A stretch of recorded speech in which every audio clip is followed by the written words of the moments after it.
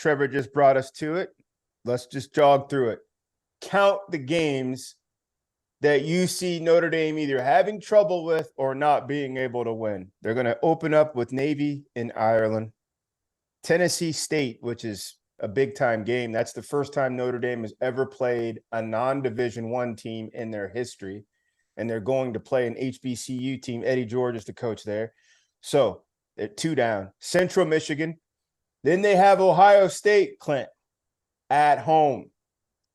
They have a bye week, another bye week, which is amazing. This is probably this can't be the whole schedule, is it, Dagan?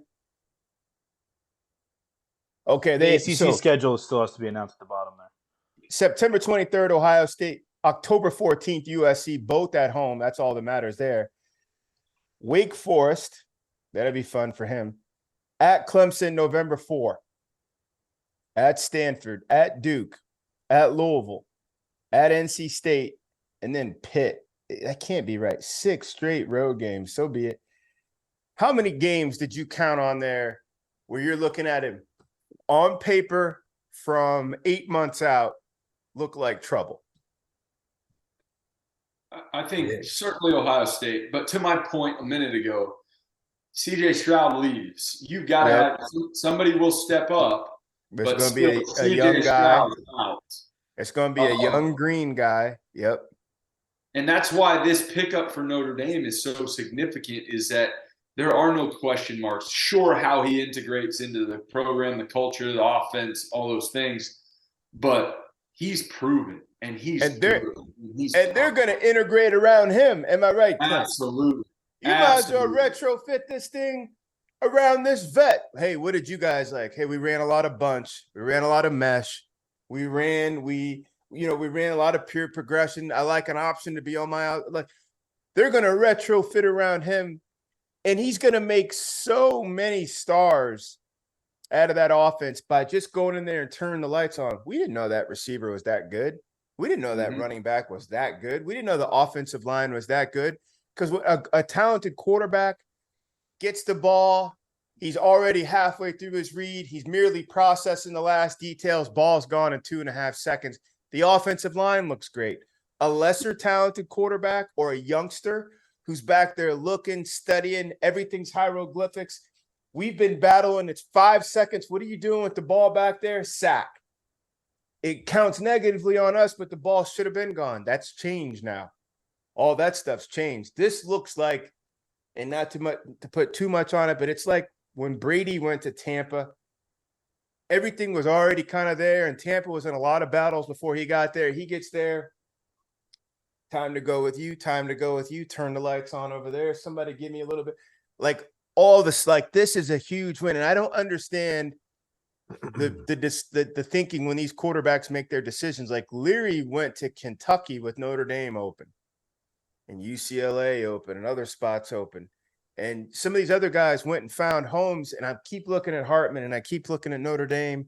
Like, Notre Dame, you have to do something. Hartman, if you stayed home, I get it, but Notre Dame, you have to do something. And all of a sudden, and they got talent. They just didn't have the consistency from a trigger man perspective to go bomb and attack people. Hey, Sam Hartman. AG. Yes, sir. Well, let's talk about this thing from Sam's perspective. Yeah. We talked about it from Notre Dame's perspective. Sam's never, and no disrespect to Wake Forest, fine program. Yeah. Sam's never I bet Sam hadn't taken the damn field 5 times in his career with better dudes than the opponent across the field. I mean, Sam is joining a team where, for the most part, maybe not against Ohio State, maybe not against Clemson, but all in all, they're going to have as good or better dudes against everybody else on their roster across the board. And even those 2 games, they'll at least be an opposite equal. You won't be correct. He's going to have a chance at Notre Dame to, hey, you know what? Your team can mess around and make a mistake throughout the year, and you're going to still be locked into the college football playoffs. 100%. You know what? Notre Dame, let's be honest, LSU is just in the conversation with 2 losses. Notre Dame could mess around and have 2 losses and jump in. I mean, let's be honest here. Sam has never been in a position that he's going to be in. Has he ever played with a defense like Marcus Freeman can potentially put on the field?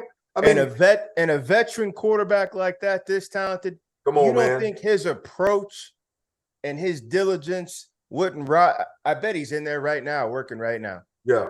The opportunity at hand.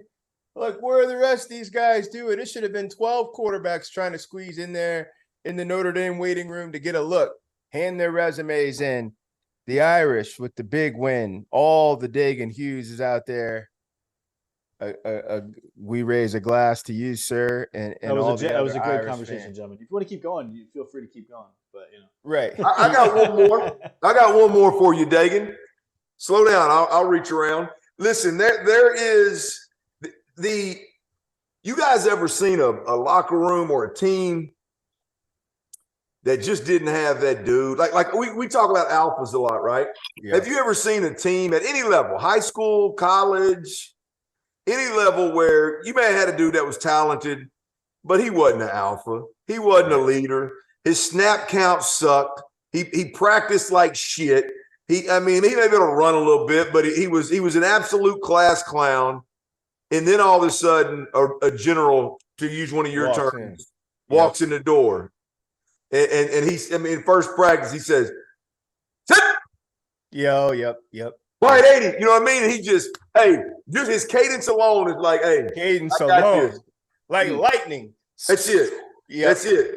And that alone is a program changing moment. Now, I don't know if Sam Hartman's that guy. I'm going to assume with all the experience that he has, he's a damn alpha, and he's going to walk in there and take control of the meeting room, if you know what I mean. That's just that could change everybody in the whole damn locker room, at least on the offensive side of the football. That's for sure.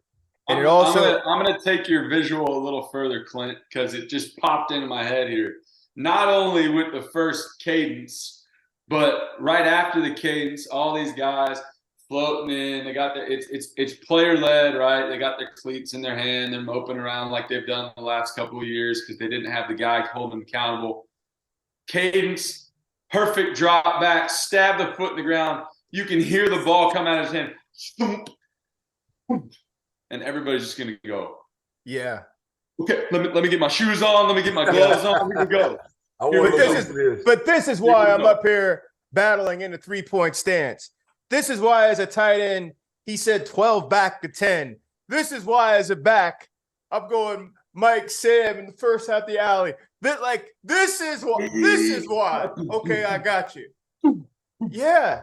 It has that Brady feel. This dude is bringing 30 some odd starts, 20 plus wins out of the ACC, doing it in a smaller boat, to Clint's point, in the smaller boat. And you bringing that over here to us? Oh, man.